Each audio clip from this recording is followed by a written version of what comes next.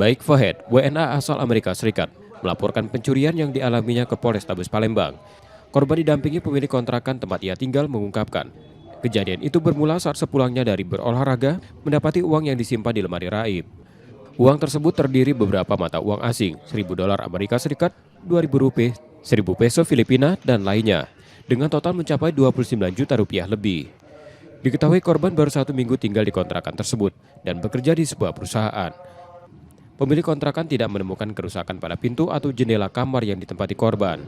Asal mana ya? Asal Amerika. Nah, dia kehilangan tuh Kak, mana Pak?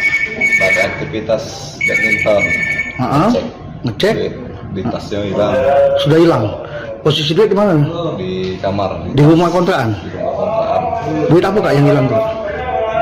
Duit Dolar sama India, mata uang India. atau mulia ya? Berapa Kak totalnya? Rp29 juta. Laporan korban kini dalam penyelidikan polisi untuk mengungkap pelaku pencurian.